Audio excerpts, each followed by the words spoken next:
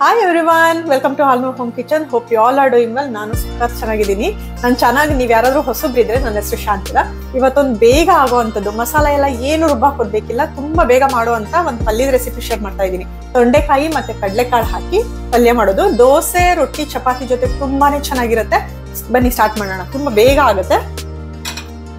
ಈ ಪಲ್ಯಕ್ಕೆ ತೊಂಡೆಕಾಯಿ ಒಂದು 350 ಗ್ರಾಮ್ ಅಷ್ಟು ತಗೊಂಡಿದ್ದೀನಿ. ಅದನ್ನ ತೊಳೆದ್ಬಿಟ್ಟು ಎರಡು ಕಡೆ ತೊಟ್ಟು ತೆಗಿಬೇಕು ಸ್ವಲ್ಪ. ಆಮೇಲೆ ತರಕಾರಿನ ಒಂದು ಅರ್ಧ ಇಂಚ್ ಸೈಜ್ ಕಟ್ ಮಾಡಿ ಇಟ್ಕೊತೀನಿ.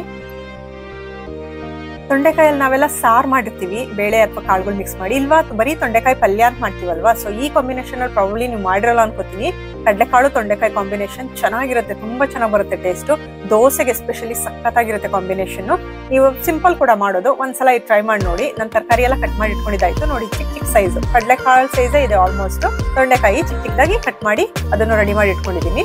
ಮತ್ತೆ ಕಡಲೆಕಾಳನ್ನ ನಾನು ರಾತ್ರಿನೇ ನೆನ್ಸಿಟ್ಟಿದ್ದೆ, ಒಂದು ಓವರ್ ನೈಟ್ ನೆನ್ಸಿದ್ದೆ. ನೆನ್ಸ್ಬಿಟ್ಟು ಮಾಡಿದ್ರೆ ಬೇಗನೂ ಬೇಯುತ್ತೆ, ರುಚಿನೂ ಚೆನ್ನಾಗಿರುತ್ತೆ. ಅದಕ್ಕೋಸ್ಕರ ನೆನ್ಸಿರುವಂತ ಕಾಳು ಮತ್ತೆ ತರಕಾರಿ ಈಕ್ವಲ್ ಕ್ವಾಂಟಿಟಿಯಲ್ಲಿ ತಗೊಂಡಿದ್ದೀನಿ. ಹೆಚ್ಚು ಕಮ್ಮಿ ತಗೋಬಹುದು, ನಿಮ್ಗೆ ಎಷ್ಟು ಬೇಕೋ ಅಷ್ಟು. ಯಾವ್ದೊಂದು ಕಮ್ಮಿ ಯಾವ್ದು ಜಾಸ್ತಿ ಬೇಕಾದ್ರೂ ಮಾಡ್ಕೋಬಹುದು.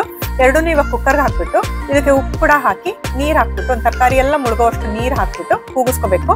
ಕಡಲೆಕಾಳು ಹಾಕಿರೋದ್ರಿಂದ ಒಂದು 3-4 ವಿಷಲ್ ಬೇಕು. ಕಾಳು ಎಷ್ಟು ಸಾಫ್ಟ್ ಆಗಿ ಬೇಯಕ್ಕಾಗುತ್ತೋ ಅಷ್ಟು ಸಾಫ್ಟ್ ಆಗಿ ಬೇಯಿಸ್ಕೋಬೇಕು.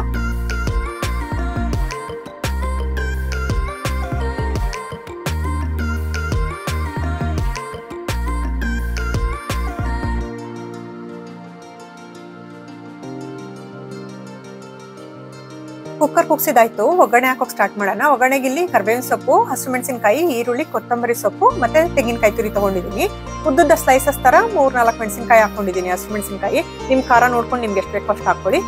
ಇಲ್ಲಿ ಹುಣಸೆ ಹಣ್ಣು ಒಂದು ಸಣ್ಣದು ಒಂದು ಗೋಲಿ ಗಾತ್ರ ಸೈಜ್ ಅಷ್ಟು ತಗೊಂಡಿದ್ದೀನಿ. ಇದನ್ನ ತೊಳೆದ್ಬಿಟ್ಟು ನೀರ್ ಹಾಕಿ ಇಡ್ತಾ ಇದ್ದೀನಿ. ಸ್ವಲ್ಪ ರಸ ತೆಗೆದು ಆಮೇಲೆ ಹಾಕೋಬೇಕಾಗುತ್ತೆ. ಒಗ್ಗರಣೆಗೆ ಒಂದು 3 ಟೇಬಲ್ ಸ್ಪೂನ್ ಅಷ್ಟು ಎಣ್ಣೆ ಹಾಕಿ, ಅರ್ಧ ಟೀ ಸ್ಪೂನ್ ಸಾಸಿವೆ, ಕರ್ಬೇವಿನ ಸೊಪ್ಪು, ಮೆಣಸಿನಕಾಯಿ ಹಾಕಿ ಕೈ ಆಡಿಸಿ ಈರುಳ್ಳಿ ಹಾಕೋಬೇಕು. ಮೆಣಸಿನಕಾಯಿನ ಉದ್ದುದ್ದ ಕಟ್ ಮಾಡಿ ಹಾಕಿದ್ದೀನಿ. ತೆಗೆದಾಕ್ಬೋದು ಅಂತ ತಿನ್ನೋವಾಗ ಈಸಿ ಆಗುತ್ತೆ ಅಂತ. ಸಣ್ಣ ಕಟ್ ಮಾಡಿದ್ರೆ ತೊಂಡೆಕಾಯಿ ಹಸ್ರುಗಿರುತ್ತಲ್ವಾ, ಸೊ ಈಸಿಯಾಗಿ ಗೊತ್ತಾಗಲ್ಲ ಅದು ಮೆಣಸಿನಕಾಯಿ ಖಾರ ಆಗ್ಬೋದು ಅಂತ ಉದ್ದುದ್ದ ಕಟ್ ಮಾಡಿ ಹಾಕ್ತಾ ಇದ್ದೀನಿ.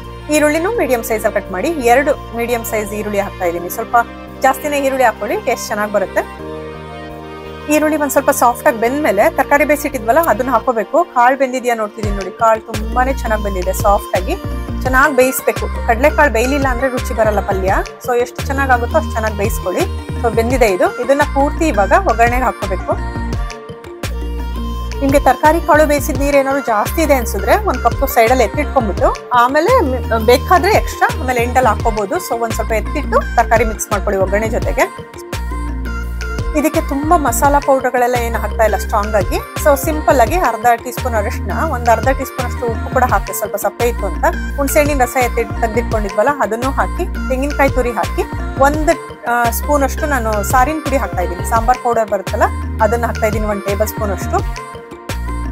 ಎಲ್ಲ ಹಾಕಿ ಮಿಕ್ಸ್ ಮಾಡಿ ಒಂದ್ ಸ್ವಲ್ಪ ಹೊತ್ತು ಪಲ್ಯ ಕುದಿಸ್ಬೇಕಾಗುತ್ತೆ. ಈಗ ನೋಡಿ ತರಕಾರಿ ಮತ್ತೆ ನೀರು ಸಪ್ರೇಟ್ ಅನಿಸ್ತಿದೆ, ನೀರ್ ತೆಳ್ಳಗಿದೆ ಅನಿಸ್ತಿದೆ ಅಲ್ವಾ. ಇದಕ್ಕೆ ಏನ್ ಮಾಡ್ಬೇಕು ತಿಕ್ಕಾಗಕ್ಕೆ ಅಂದ್ರೆ 1 ಟೇಬಲ್ ಸ್ಪೂನ್ ಅಷ್ಟು ಅಕ್ಕಿ ಹಿಟ್ಟು, ರೈಸ್ ಫ್ಲೋರ್ ಬರುತ್ತಲ್ಲ ಅದನ್ನ ಹಾಕೋಬಹುದು. ಇಲ್ವಾ ನಿಮ್ಮ ಹತ್ರ ಉರ್ಗಡ್ಲೆ ಹಿಟ್ಟು, ಕಡ್ಲೆ ಹಿಟ್ಟಲ್ಲ ಬೋಂಡದ ಹಿಟ್ಟಲ್ಲ, ಉರ್ಗಡ್ಲೆ ಹಿಟ್ಟಿದ್ರೆ ಅದನ್ನ ಕೂಡ 1 ಟೇಬಲ್ ಸ್ಪೂನ್ ಹಾಕ್ಬೋದು. ಅದನ್ನ ಹಾಕಿ ಕೈ ಆಡಿಸಿ 1 5 ನಿಮಿಷ ಕುದಿಸಿದ್ರೆ ಸಾಕು, ಗಟ್ಟಿ ಆಗ್ತಾ ಹೋಗುತ್ತೆ.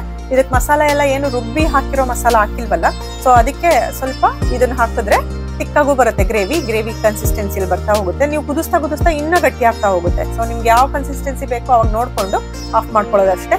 ಈಗ ಉಪ್ಪು ಖಾರ ನೋಡಿ, ಖಾರದ ಪುಡಿ ಅಕಸ್ಮಾತ್ ಖಾರ ಕಮ್ಮಿ ಅನ್ಸಿದ್ರೆ ಖಾರದ ಪುಡಿ, ಚಿಲ್ಲಿ ಪೌಡರ್ ಕೂಡ ಒಂದ್ ಸ್ವಲ್ಪ ಹಾಕೋಬಹುದು, ಉಪ್ಪನ್ನು ಕೂಡ ಹಾಕೋಬಹುದು.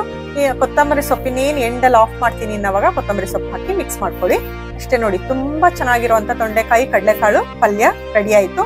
ದೋಸೆ ಜೊತೆಗೆ ಎಸ್ಪೆಷಲಿ ತುಂಬಾನೇ ಚೆನ್ನಾಗಿರುತ್ತೆ. ನೀವು ಟ್ರೈ ಮಾಡಿ ನೋಡಿ ಒಂದ್ಸಲ. ತುಂಬಾ ಈಸಿ ಕೂಡ ಮಾಡೋದು, ಅರ್ಧ ಗಂಟೆ ಒಳಗೆ ನಿಮಗೆ ಪಲ್ಯ ಆಗೋಗುತ್ತೆ.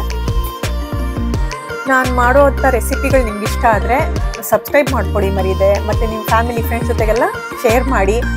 ಈ ವಿಡಿಯೋ ಇಷ್ಟ ಆದರೆ ಒಂದು ಲೈಕ್ ಮಾಡಿ, ಕಾಮೆಂಟ್ ಕೂಡ ಮಾಡಿ. ಥ್ಯಾಂಕ್ ಯು ಸೋ ಮಚ್ ಈ ವಿಡಿಯೋ ನೋಡಿದ್ದಕ್ಕೆ ಗೈಸ್. ಮುಂದಿನ ಒಂದು ಒಳ್ಳೆ ರೆಸಿಪಿ ಜೊತೆ ಸಿಗ್ತೀನಿ. ಅಲ್ಲಿವರೆಗೂ ಟೇಕ್ ಕೇರ್ ಎವ್ರಿವನ್, ಬಾಯ್.